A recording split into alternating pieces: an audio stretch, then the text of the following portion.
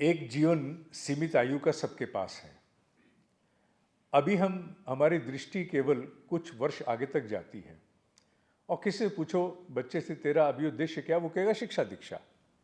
और शिक्षा दीक्षा में भी कहेगा कि अगर मैं इंजीनियरिंग में हूँ तो इंजीनियर, डॉक्टरी में हूँ तो डॉक्टर, मैं कॉमर्स में हूँ तो मैं जो भी चार्टर्ड अकाउंटेंट या कॉस्ट अकाउंटेंट या कुछ भी मैं बनना चाहता हूँ। वो अपनी शैक्षिक योग्यता के अनुरूप ही कोई ना कोई उद्देश्य आपको बता देगा। अब यहाँ उसको ठिठकाने की आवश्यकता है कि वो ठिठक जाए। उसे ये कहने की आवश्यकता है ये योग्यता तुम्हारी हो गई, तुम ये बन गए। अब ये मान के चलो कि आज तुम्हारा जीवन पूर्ण हो रहा है। बड़ा कठिन है इस भाव को, इसकी कल्पना में जाना, इस सिमुलेशन में जाना कठिन है। पर उसे कहो बेटा आज तेरा जीवन पूर्ण हो रहा है, अगर पीछे मुड़ के देख तो तूने क्या उपलब्धि ऐसी की जो ये सिद्ध कर सके कि तेरा होना इस पृथ्वी पर बहुत धन्य कर गया सबको, तेरे द्वारा बहुत बड़ा कल्याण हो गया, तूने क्या किया। तो निश्चित है वो किसी भी व्यवसाय के लिए सोच रहा हो, वो अपने जीवन को कोई उद्देश्य जरूर देना चाहेगा। पहली बात तो उसको सोचने में बड़ी कठिनाई होगी, क्या सोचूं, क्योंकि ये बड़ा अनचार्टेड डायमेंशन है।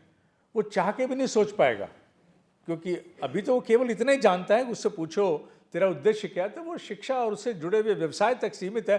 और क्या, और क्या, फिर मैरिज, देन किड्स, देन भाई ऐसा ही सबका चलता है। इससे आगे का भाव उसके मस्तिष्क में नहीं आ पाएगा। पर अगर हम उसको सहायता करेंगे, उसको दबाव भी देंगे कि बेटा केवल इतना तो केवल ये हो गया कि एक औसत स्वरूप में जीवन जिया और जी करके चले गए। बहुत से लोग आते हैं, पैन कार्ड, आधार, ड्राइविंग लाइसेंस, वोटर कार्ड सबका बनता है, पर तेरी विलक्षणता कहाँ है। तेरी विलक्षणता तभी है ना जब कुछ तू इसी पात्रता में कुछ और अन्य करे। वो क्या हो सकता है। हम ये कहें कि उसको उत्तर एकदम से मिल जाएगा, उसे नहीं मिलेगा, ये बात सत्य है। पर साथ में एक बात और भी सत्य है, वो क्या, अभी तक उसने अपने आप को जितना मान करके अपने भविष्य को बुना था, उससे आगे एक प्रश्न नया खड़ा हो जाएगा, व्हाट मोर, व्हाट एल्स। मैंने तो आज तक इतना ही सोचा था, इतना ही तो होता है, और होता क्या है, यही तो सब करते हैं। अब उसके सामने नया प्रश्न खड़ा कर दिया, इतना सब में तो तू एक औसत है, तू केवल औसत बनना चाहता है। सेलिब्रिटी स्टेटस सबको अच्छा लगता है, सब लोग सेलिब्रिटी बनना चाहते हैं, तो तू अपने क्षेत्र में, अपने स्वरूप में तू क्या सेलिब्रिटी है, बता तो सही। तो उसे अलग से विचार करने के लिए विवश होना पड़ेगा। फिर वो अपनी कल्पनाओं से बहुत कुछ निकालेगा। हो सकता है देखा देखी भी कुछ ओढ़े, हो सकता है अतीत में हुए कुछ महाशक्तियों के बारे में सोचे। मैं इसमें फिर बाद में बीच में जगरानी का विषय लाना चाहूँगा। जब हम जगरानी विषय के प्रशिक्षण देते हैं तो हम दो कार्य और करते हैं। वो क्या करते हैं, हम ऋषिकाओं के जीवन का परिचय देते हैं बच्चों को, कि वेदों में कौन कौन ऋषिकाएं हुई थी वैदिक काल में, जिनका उल्लेख वेदों में आता है, और साथ ही मध्यकाल में कौन सी ऋषिकाएं हुई, वर्तमान काल में कितनी ऋषिकाएं हुई जो आज के वर्तमान काल में हैं, सामयिक रूप से हैं। और जब उन्हें हम ऋषिका की संज्ञा देते हैं तो निश्चित है उपलब्धियों के कारण देते हैं, उनके किसी सृजनात्मक सार्थक मनुष्यता के योगदान हेतु देते हैं। तो उनमें देखने की चेष्टा करो कि तुम में ऐसी कौन सी संभावना है कि तुम भी उन जैसी बन सको। तो फिर जीवन उद्देश्य का विस्तार होना आरंभ होता है कि मैं इनकी भांति मैं भी कुछ ऐसा विचार करूं। ऐसे आपकी जानकारी के लिए मैं इसमें कह दूं, दर्शकों के लिए भी, जगरानी चंद्रशेखर आज़ाद की माँ का नाम था, और उन्हीं के नाम से ही हमने इस पूरे अभियान को भी संजोया है। तो बच्चा फिर उन्हें देख करके अपने आप को प्रेरित करते हुए उस स्वरूप में जानना चाहता है। अन्यथा तो बेटा जिस व्यवसाय में तुम जाओगे, उस व्यवसाय में इतनी क्षमता है वो तुम्हें खपा देगा, तुम्हारा जीवन उसमें चला जाएगा। और ये भी हो सकता है कि बेटा अगर तूने जीवन उद्देश्य को बड़ा कर लिया तो जिस व्यवसाय में भी तू जाएगा या जाएगी तो उसमें रंग बिखेर देगा। कई लोग उस व्यवसाय को बोझ मानते हैं, टंटा मानते हैं, अब और कोई विकल्प नहीं है तो करना पड़ेगा, अपने भीतर की खिन्नताओं को भी व्यक्त करने का साधन मानते हैं, और कुछ अपने आप को वो धन्य करने का साधन मानते हैं। कुछ मानते हैं कि प्रतिदिन स्तर पर दायित्व का निर्वाह करते हुए महायज्ञ कर रहे हैं, हर कर्म हमारा आहुति है, और हर व्यक्ति की सहायता करते हुए अपनी प्रतिक्रियाओं के द्वारा हम इस सृष्टि में ईश्वर को बहुत बड़ा योगदान दे रहे हैं। दृष्टि बदलती है, परिवेश भले वही रहे, अगर दृष्टि बदलती है तो मनुष्य के द्वारा सार्थक योगदान होने आरंभ हो जाते हैं। पर होंगे उसी के जिसने जीवन उद्देश्य को बड़ा किया। जीवन उद्देश्य से ही शिक्षा सार्थक होगी, अन्यथा शिक्षा केवल आजीविका पार्जन तक सीमित रहेगी, ए वे ऑफ लाइवलीहुड। अब वे ऑफ लाइवलीहुड में तो यह कि जितना मिलता है उसके लिए जो टंटा पूरा करना है उतना 9 to 5 का करो। और अगर ये आजीविका पार्जन से उठ करके जीवन उद्देश्य का मार्ग बन गया तो कर्मयोग हो गया। फिर तो आपके द्वारा जो कुछ भी आप करेंगे उसी परिवेश में वो आपको धन्य करके जाएगा। हर शाम जब आप वापस आओगे तो आप में आत्मसंतोष बटोरा हुआ होगा। आप अपने हिस्से के अनेकों अभाव को भूल जाओगे। आप में प्रतिरोधक क्षमता बहुत, देखो कौन सा जीवन है जिसमें अभाव नहीं है। हर एक के जीवन में कोई ना कोई अभाव है। मनुष्य है तो सृष्टि दोष से बनी है। दोष से बनी सृष्टि में बिना सत्य असत के सत्य नहीं चल सकता। तो हर एक के जीवन में कहीं ना कहीं असत भी है, दोष भी है, अभाव भी है, अज्ञान भी है, अशक्ति भी है। कौन सा जीवन है ऐसा? पर जिनके जीवन में पूर्णता के कोई ना कोई आयाम जुट जाते हैं, जैसा मैंने अभी उदाहरण दिया, उनके अपने अभाव का कद फिर छोटा हो जाता है। वो फिर अपने आप को ये समझा पाते हैं ये नहीं है, अच्छा चल नहीं है तो नहीं है ना, कोई नहीं, ये तो हो रहा है, चलो नहीं है तो कोई बात नहीं ना, ये तो हो रहा है। वो जीवन को और अधिक सार्थक रूप से जी पाते हैं अभाव के होते हुए भी। अन्यथा अभाव, छोटा सा भी अभाव होगा, अगर जीवन में सार्थक उद्देश्य नहीं है, केवल ढो रहे हैं हम, तो हर छोटा सा अभाव दारुण दुख बन जाएगा। वो मनुष्य को छिन्न भिन्न कर देगा। मनुष्य अपने भाग्य को कोसेगा, मनुष्य आसपास को कोसेगा, मनुष्य ईश्वर को कोसेगा, कोसता भरा जाएगा।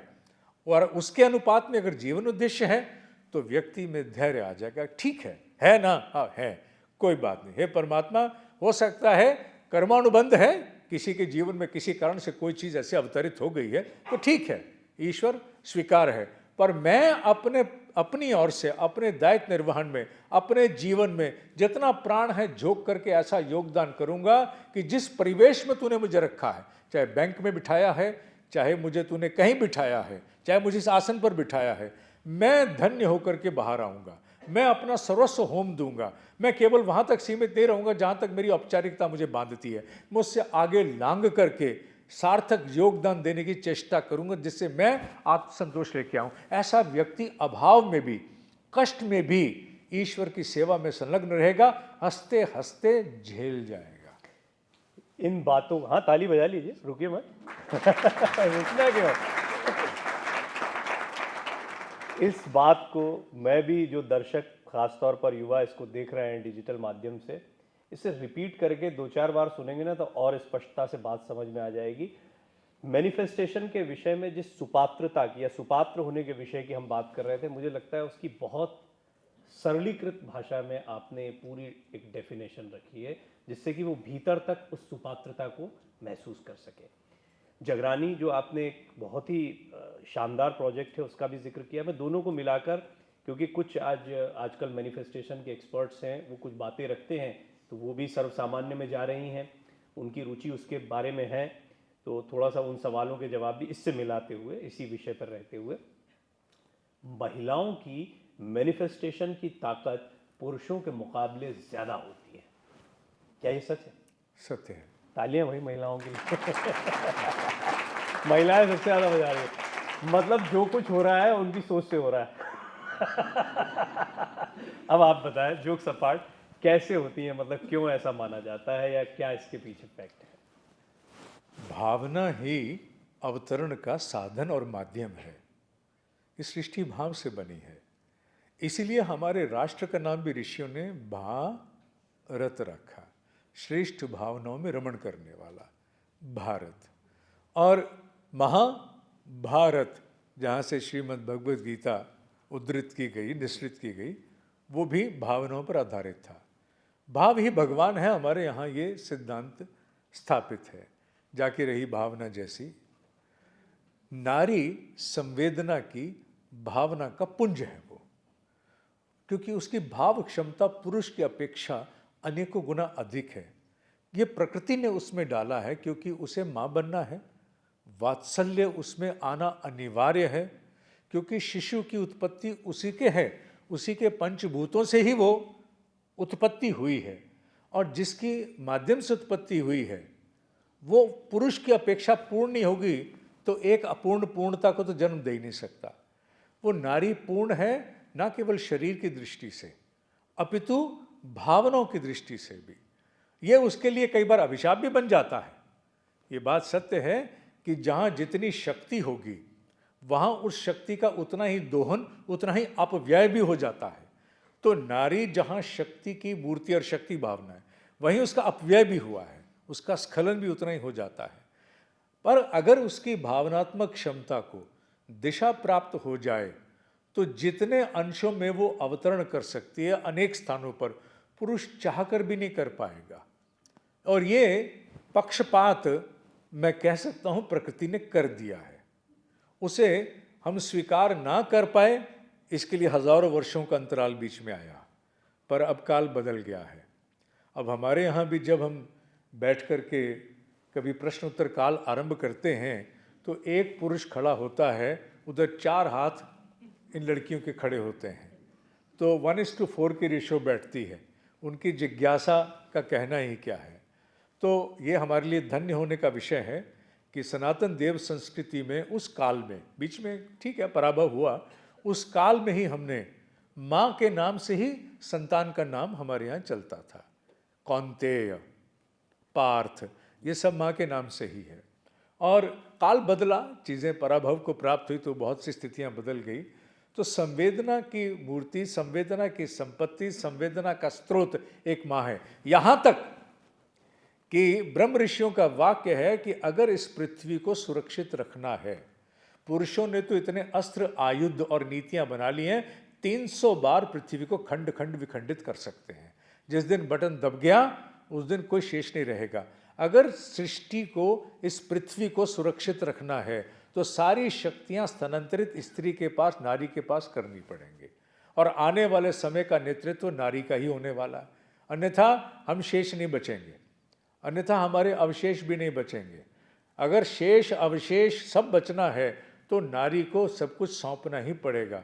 वो अपने हृदय की स्वतंत्रता से अथवा विवशता से, प्रकृति का निर्धारण ही हो चुका है, क्योंकि उसे मालूम है कि इस पृथ्वी संवेदना से बचेगी। समवेदना, अगर समवेदना नहीं है तो पृथ्वी नहीं बचेगी। मेरी वेदना ही वेदना, तेरी वेदना भाड़ में जाए, नहीं, समवेदना। और समवेदना को एक नारी समझ सकती है। एक नारी इस बात को सुनिश्चित कर देगी कि ना केवल जितने शस्त्र आयुध हैं वो अपनी ओर से निष्क्रिय हो जाएं, अपितु उन पर आगे कोई काम ना चले। वो कदापि नहीं चाहेगी। वो कितना भी हम उसको कहें कि इसने आजकल सीरियल देख लिए, आजकल ये हो गया, वो हो गया, वो सब कुछ होते हुए भी गौण है। जो मुख्य संपदा उसकी भावना की है, उसकी तुलना हम किसी से नहीं कर सकते। तो नारी में अवतरण की क्षमता पुरुष के अनुपात में कई गुना अधिक है। असहाय होकर भी कहना पड़ेगा है। इस बात पे सिर्फ पुरुष ताली बजाएं। अब देखें, सब मैं देख रहा था महिलाओं की तालियों की आवाज़ ज़्यादा आ रही थी। लेकिन ये बात सही है। एक पति होने के नाते, एक पुत्र होने के नाते, एक भाई होने के नाते इसका मुझे एहसास होता है। एक पिता होने के नाते भी मुझे इसका एहसास होता है।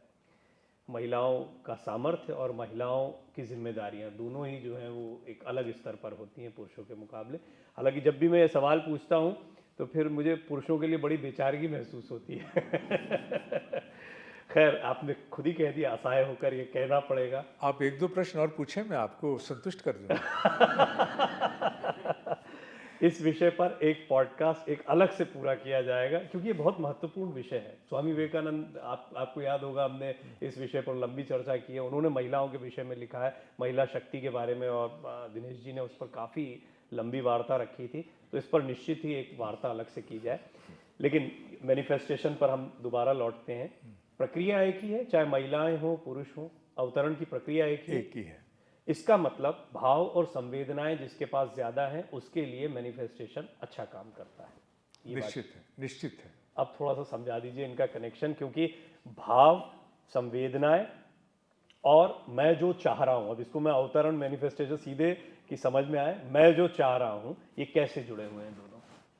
सारी सृष्टि तरंगमयी है, तरंगों का ही समुच्चय है जो पदार्थ में परिवर्तन प्राप्त करता है। हमारा प्राचीन विज्ञान भी यही कहता है और आधुनिक विज्ञान की भी पुष्टि बिल्कुल वही है कि सृष्टि तरंग आधारित है। कण तोड़ते जाओ, अंतिम निष्कर्ष तरंग निकलता है। और तरंगों को प्रेरित करने के लिए भाव क्षमताएं बहुत शक्ति और सामर्थ्य रखती हैं। भावनाओं के द्वारा तरंगों को प्रभावित किया जाता है। अगर हम आधुनिक विज्ञान की बात करें, द साइंस ऑफ फ्रंटियर्स, तो इसके अनेकों प्रयोग हो चुके हैं। मैं यहाँ उल्लेख नहीं करूँगा, लोग उसे गूगल देवताभ्यो नमः वहाँ से ढूंढ सकते हैं कि ऐसे अनेकों आधुनिक काल में प्रयोग हुए हैं, जिससे बात सिद्ध हुई है कि किस प्रकार भाव तरंगों का प्रभाव न केवल वातावरण पर अपितु पदार्थ पर भी पड़ता है। और अगर मैं आज से 70-80 वर्ष पूर्व जाऊं, पीछे की ओर जाऊं, तो जब क्वांटम फिजिक्स का प्रादुर्भाव हुआ था तो वो हुआ भी इसी आधार पर था कि साक्षी के अनुरूप पदार्थ ने अपना नृत्य करके दिखाया था। तो एक साक्षी का कितना महत्व हो सकता है, इसी से तो क्वांटम फिजिक्स का प्रादुर्भाव हुआ। और अगर वही साक्षी एक भाव विशेष पर आरूढ़ हो जाए, एक भाव विशेष पर पूरे मनोयोग से, जिसे हम कहते हैं चित्त की एकाग्रता, स्थिर हो जाए, तो उसके भाव के आसपास संपूर्ण प्राण मंडराना आरंभ कर देता है। प्राण का तात्पर्य है ऊर्जा, ऊर्जा का तात्पर्य है संपूर्ण सृष्टि के संसाधन। ये सारे प्राण के अंतर्गत सृष्टि के संसाधन चैतन्य को छोड़ करके प्राण आधारित हैं। चैतन्य को छोड़कर समूची सृष्टि के संसाधन प्राण आधारित हैं, प्राण के अंतर्गत आते हैं, क्योंकि पुरुष और प्रकृति का युग्म ही तो सृष्टि है। तो पुरुष चैतन्य है और प्रकृति प्राण को हम कहते हैं। तो अगर चैतन्य एकाग्र है, निरुद्ध है उद्देश्य विशेष को लेके, तो प्रकृति को उसके अनुकूल अपना संयोग बनाना पड़ता है। तो अगर हम कहते हैं कि एक नारी में भावना अधिक है, तो अर्थात वो अपने आप की भावना को घनीभूत सघन करके प्राण को प्रेरित कर सकती है कि तू अब इसके अनुकूलता में अपनी संरचना बनाना शुरू कर दे। कि जैसा मेरा भाव है, प्रतिदिन अगर उसका भाव स्थिर है, प्रतिदिन उसी भाव पर वो आरूढ़ होती है, अपनी चेतना से उसको रोज सींचती है, तो प्राण की विद्युत उसके अनुकूल परिस्थितियों का निर्माण करना आरंभ कर देती है। हालांकि एक सूत्र है जिसका हम बहुत उल्लेख करते हैं, विशेष रूप से भाग्य को लेके, कि मनस्थिति बदले तो परिस्थिति बदले। तो मनस्थिति को बदलने के लिए भी भाव का संयोग चाहिए। भाव की क्षमता जिसके पास है, अवतरण की क्षमता उसमें अंतर्निहित है। और अगर वो स्थिरता से एक भाव पर आरूढ़ हो जाएगा तो वो अवतरण की प्रक्रिया को बहुत तीव्र गति दे देगा। अगर वो अस्थिरता को व्याप्त है, उसमें अस्थिरता है, तो एक दिन भाव, दूसरे दिन वही भाव अभाव, तो फिर कुछ भी अवतरित नहीं हो सकता। स्थिरता होना अनिवार्य है। और ये ठीक है कि माँ में वात्सल्य है, भाव है, जब तक कोई बड़ा कष्ट या बहुत संकट नहीं आता वो अपने आप को जुटा भी नहीं पाती। और जुटाने को भी लेकर के वो कई बार कष्ट से इतना आंदोलित हो जाती है, विक्षिप्त हो जाती है कि वो चाहकर भी नहीं जुटा पाती, वो उसी वेदना में रह जाती है। पर किसी भी प्रकार से अगर वो अपने आप को जुटा पाए, अगर वो केंद्रीभूत कर पाए, तो निश्चित जानिए वो अपने भाव क्षमता के द्वारा कुछ भी अवतरण करा सकती है। यहाँ तक कि हम लोग प्राणाकर्षण की विद्या का प्रशिक्षण देते हैं। उस प्राणाकर्षण की विद्या में भी जब कभी संतान को लेके बात आती है तो हम पुरुषों को नहीं वो प्रशिक्षण देने देते। हम कहते हैं तुम्हारे बस का नहीं है। यहाँ बहुत से लोग प्राणाकर्षण के कितने लोग बैठे हैं यहाँ पर? काफ़ी लोग होंगे यहाँ भी। तो हम उनको कहते हैं कि ये प्रयोग तुम नहीं करोगे। वो क्यों नहीं करेंगे? बच्चे हमारे नहीं हैं। बच्चे तुम्हारे भी हैं, कोई संदेह नहीं है, पर तुमसे संभव नहीं हो पाएगा। ये माँ कर सकती है, क्योंकि माँ अपने भाव के द्वारा अपनी संतान की वेदना के लिए अपने आप को झोंक देगी, वो आग में भी कूद जाएगी। पुरुष फिर भी अपने हाथ कहीं ना कहीं बांध के खड़ा रहेगा। तो माँ के उन प्रयोगों की आशा अधिक है। तो चाहे वो प्राणाकर्षण हो अथवा भाव अवतरण के द्वारा अपनी किसी कामना पूर्ति की बात हो, माँ में यह अंतर्निहित है, यह प्रकृति के द्वारा किया गया न्याय है, उसके द्वारा किया गया यह सार्थक पक्षपात है, जो उससे पुरुष की अपेक्षा अवतरण कहीं अधिक करा सकता है। इसमें कोई संदेह नहीं। आने वाले समय में हम देखेंगे कि अवतरण की प्रक्रियाएं जितनी माँ के द्वारा संभव होंगी, जितना अधिक हम उससे आशा करेंगे, पुरुष हाथ जोड़ के कहा करेगा, हे देवी, जीवन में यह अभाव है, अवतरण कराइए। वैसे भी माता रानी से ही मांगा जाता है सब कुछ। वाह, कितनी सुंदर बात है। मुझे ये भी बताइए कि भाव जो है वो ट्रिगर होते हैं, मतलब भावों पर हमारा नियंत्रण नहीं होता है, वो किसी परिस्थिति, किसी विशेष स्थिति में पैदा होते हैं। भाव को काबू कैसे करेंगे, मतलब भाव की मास्टरी कैसे हो? देखो, जो आध्यात्मिक है, जो आध्यात्मिक है, वो अपने भाव पर अधिकार प्राप्त इस प्रकार कर लेते हैं कि वो अगर किसी वेदना में भी गए, किसी कष्ट में गए, तो वो अपने आप को पुनः वापस ला पाते हैं। भाव में किसी को भी आघात होगा, पीड़ा सबको होगी। ये कहना तो भ्रामक होगा कि साहब जो आध्यात्मिक है उसको भाव का आघात नहीं पहुंचता, पहुंचता है, बराबर पहुंचता है। सामान्य व्यक्ति जहाँ छिन्न भिन्न हो जाता है और लंबे काल तक उस अवसाद से बाहर नहीं आ पाता, वहीं एक आध्यात्मिक जीव अगर किसी कारण से किसी आघात के अंतर्गत चला भी गया, तो उससे उभरने का जो समय है, उससे उभरने की जो क्षमता है, वो सामान्य व्यक्ति के अनुपात में उसमें कई गुना अधिक होती है।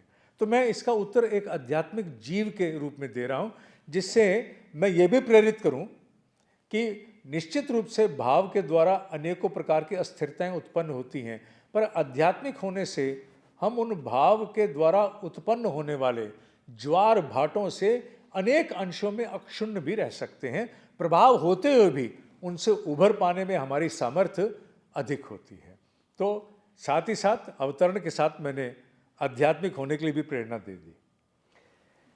ये चर्चा जो है ये मेरे लिए स्वान सुखा है। मुझे नहीं पता आप कितना आनंद ले रहे हैं, निश्चित ही ले रहे होंगे जब सर बोल रहे हैं। तो मैं सिर्फ इतना कहना चाहता हूँ कि आप लोगों का समय, मुझे पता है कि आप बहुत जल्दी उठते हैं, और मेरा जो अगला सवाल है वो उससे जुड़ा हुआ है।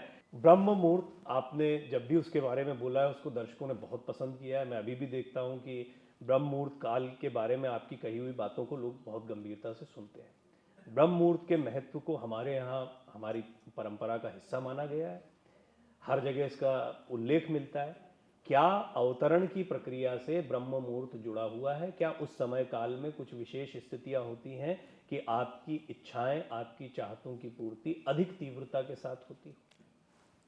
किसी भी कार्य के लिए, अवतरण ही नहीं, किसी भी अन्य कार्य के लिए मन की एकाग्रता श्रेष्ठतम परिणाम देती है। कोई कार्य हो पृथ्वी का, अगर आप एकाग्र हैं, आप कोई काम कर रहे हैं, तो उससे परिणाम श्रेष्ठ लाए जा सकते हैं, क्योंकि आपने अपना सर्वस्व ध्यान उसे सौंप दे किया हुआ है। उस समय विकल्प कम होते हैं। ब्रह्म मुहूर्त का काल प्रकृति द्वारा, मनुष्य की अपनी प्रकृति और बृहद प्रकृति, इन दोनों के द्वारा एक ऐसा संयोग है कि विचारों के विक्षेप उस समय दिन के अनुपात में कम होते हैं। सूक्ष्म वातावरण अधिक जागृत होता है। मनुष्य के सोने और जागने के क्रम के कारण आसपास व्यथा अथवा व्यतिरेक वो भी बहुत कम होते हैं। शरीर की दृष्टि से अन्न उस समय बहुत हावी नहीं होता। वो काल ऐसा होता है जो सब कुछ एक संयोग बनकर के सामने आता है।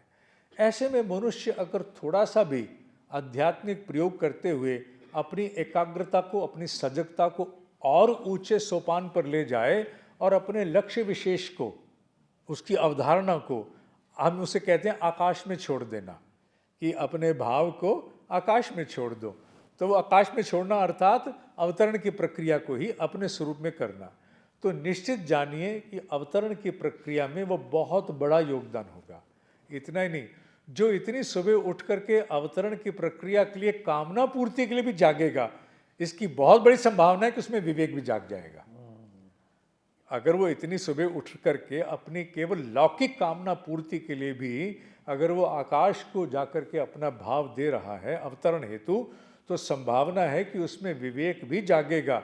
संभव है कि एक कामना विशेष को लेकर के उसने अवतरण हेतु आकाश से कहना शुरू किया, कुछ ही दिनों में विवेक भी अवतरित हुआ, तो उस कामना का एक परिष्कृत स्वरूप सामने आ गया।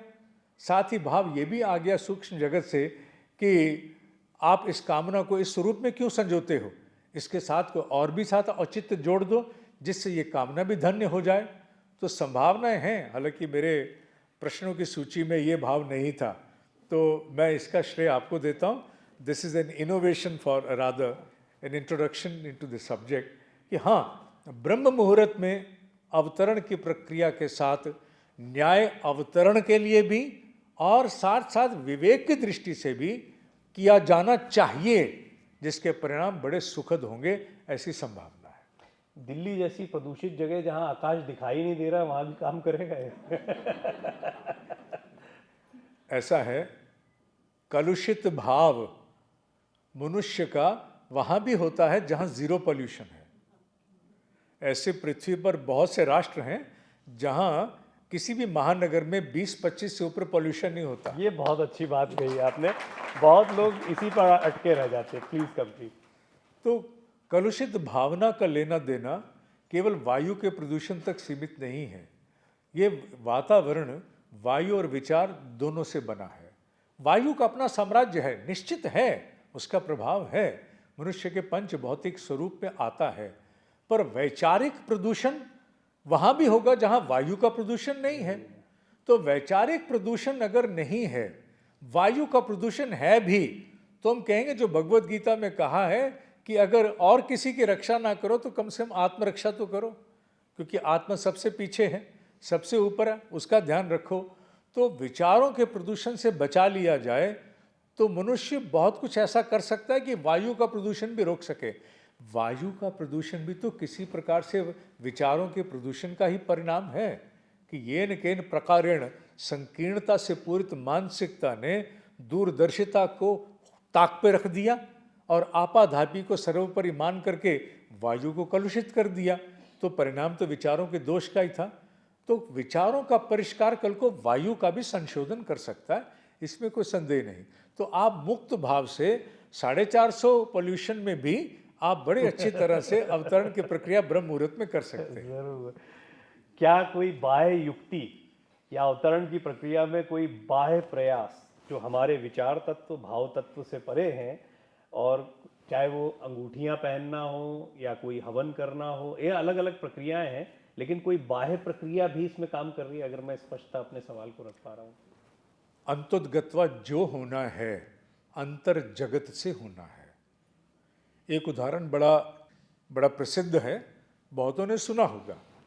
कहते हैं कि अच्छी बातों को 1000 बार भी दोहराया जाए किसी व्यक्ति के सामने तो कम जानना चाहिए। पता नहीं 1001वीं बार वो उसमें पंजीकृत हो जाए, उससे पूर्व वो फिसल गया। और ये सत्य घटना है कि नहीं, इसकी स्थापना तो मैं नहीं कर सकता, पर प्रेरक अवश्य है। एक व्यक्ति को कहीं एक खोटा सिक्का मिल गया। जिस दिन उसे खोटा सिक्का प्राप्त हुआ, वो उठा करके अभी उसे देख ही रहा था कि उसे सूचना प्राप्त हो गई कि तेरा अमुक कार्य जो रुका था इतने वर्षों से वो बन गया। वो खोटा सिक्का उसके लिए बड़ा सार्थक हो गया। उसने उस खोटे सिक्के को अपनी जेब में रखा और जेब में प्रतिपल उसने उसको रखना आरंभ कर दिया, जिसे कहते हैं ना माई लकी चाम। तो वो लकी चाम वो बन गया। अब उसने जहाँ जाना उसको रखना, संजो के रखना। उसके शरीर का एक प्रकार से अभिन्न अंग, एक्सटेंडेड ऑर्गन बन गया वो। उसके बिना वो अधूरा महसूस करता, उसके बिना बाहर निकलना ही नहीं है। हर समय उसको हाथ लगा के जहाँ वो रखता था पुष्टि प्राप्त करता था, स्वयं को अनुमोदन देता था, तू है ना, तू है ना, तू है तो सब ठीक ही होगा। उसका विवाह हुआ। उसकी पत्नी को ये बड़ा अटपटा लगता था कि मेरे होते हुए लकी चाम इसका ये खोटा सिक्का है। तो वो 1-2 बार प्रश्न भी पूछा उसने और कुछ कहा भी तो वो झल्ला देता था, वो कहाँ है मेरा। तो वो झल्ला के उसको पूछता था तो पत्नी को लगता था। एक दिन क्या हुआ, गलती से उसकी पत्नी से उसका कोट उसने छांटा और वो लकी चाम उसका कहीं गिर गया। वो गिर गया, वो खो गया। अब वो खो गया, उसकी पत्नी को तो जहाँ पना जान की अमान वाली स्थिति हो गई। अब उसने अपने आप की रक्षा करते हुए इस बात को उसके साझा नहीं किया। अच्छा, उसका भी एक सौंदर्य था, वो लकी चाम को वो ऊपर से अपने पर्स में हाथ लगा के पुष्टि प्राप्त करता था, देखता कभी नहीं था। क्यों? क्योंकि उसे अभ्यास था, ये हाँ है बस पर्याप्त है, इतना हो गया। कहते हैं कि वो लंबा समय बीत गया, सब कुछ सामान्य चल रहा था। एक दिन उसके मन में आया चलो देखते हैं, देखा तो वो गायब। अब वो एकदम से बौखला गया, वो विक्षिप्त अवस्था में जाने लगा। तो उसकी पत्नी ने उसके सामने कहा, जान की अमान हो तो कुछ कहूँ क्या, आपका जो ये लकी चाम है ये 1 वर्ष पहले खो गया था। अभी तक चल गए हो। तो अभी तक आप उसके विश्वास से चल गए हो, आगे भी चलोगे। जो कुछ होना है, मैंने उस नाते संकेतात्मक उत्तर आपको दिया है कि बाहर की प्रक्रिया हम कितनी भी करें, अंततगत्वा जो भी होना है वो अंतर जगत से ही उत्पन्न होगा। यहाँ तक कि हमारे इष्ट भी जब कभी साक्षात्कार देते हैं तो हमारे ही भीतर से हमारा एक अंश मूर्त रूप लेके हमारे सामने प्रत्यक्ष होके आता है। हम कुछ भी उसके लिए कहें तो जो कुछ है वो हम में ही है, होना हमसे ही है। बाहरी स्वरूप में अपने आप को अनुमोदन देने के लिए हम कुछ भी करें, और जब तक हमारे भीतर से उसमें प्राण प्रतिष्ठा नहीं होगी, मूर्ति में लाई प्रतिमा ढक करके पड़ी रहती हैं, प्रतीक्षा करती हैं कि किसी दिन ये अपने हिस्से का प्राण हम में आरोपित करेंगे तब हम देव आकृति बनेंगे। अन्यथा तो पत्थर की मूर्ति है, घड़ करके रख दी, ढकी पड़ी रही। तो प्राण प्रतिष्ठा की प्रतिमा भी प्रतीक्षा करती है। तो प्राण कौन देता है? हम देते हैं। तो हमारे प्राण से अनुप्राणित होकर के कुछ भी सक्रिय होता है। तो क्यों ना हम अपने ही प्राण पर आधारित रहें, चाहे वो कुछ भी हम पहन लें। मैं किसी का भेद नहीं कर रहा, ना किसी का निषेध कर रहा हूँ। जो किसी का भी विश्वास है वो अवश्य करे, पर वो विश्वास भी अंततगत्वा यहीं पर आधारित है ना। यहाँ से जिस दिन अविश्वास होगा वो बेमाने हो जाएगी।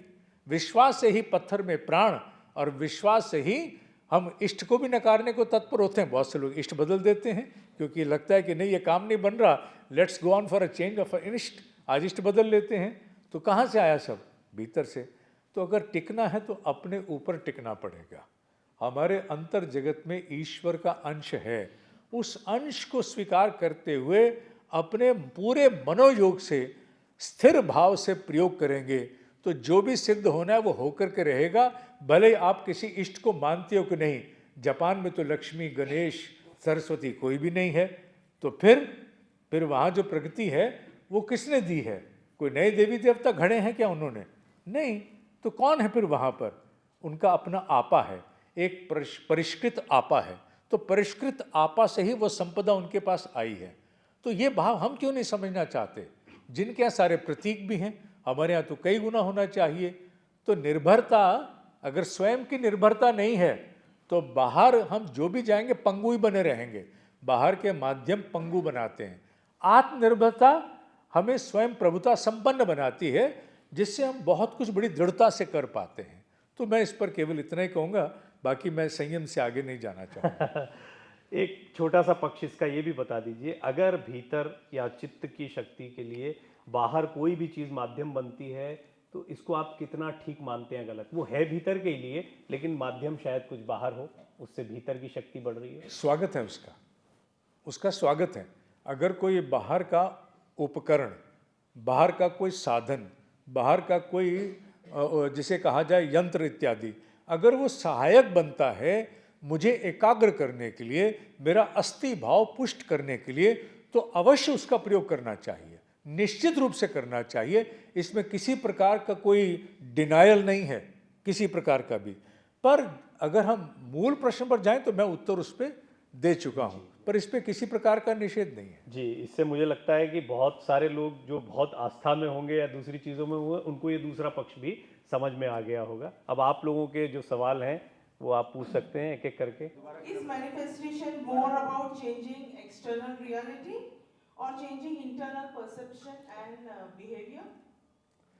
Manifestation has to do everything with the world within, because manifestation is from within to without. Here the connotation of without is not in the denial or the negative affirmation, but outside. So everything arises from within. So manifestation has to do everything within this box. So if you want to bring a change, it has to be from within. Outside is a projection of it. So projection changes. It undergoes a transmutation. Once there is a shift in my inside. So it's inside out.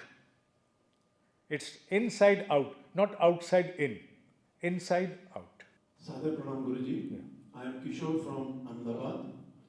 My question to you is, to what extent can manifestation override Prarabdha karma, or is it limited by it? Kindly enlighten. One thing is clear once for and ever. The Prarabdha karma which constitutes not more than 10% of the total destiny of any human, is immutable. That cannot be mutated. However, we invest our aspirations, our energy into manifestation, in no way they can override prarabdha karma. If at all prarabdha karma could be mutated, the entire constitution of this cosmos shall fall like a pack of play cards. So prarabdha karma is a fact beyond any mutation. So people who want to undertake manifestation for any kind of achievement, any kind of objective cherishing in their life must understand that prarabdha cannot be mutated. It's there, a reality.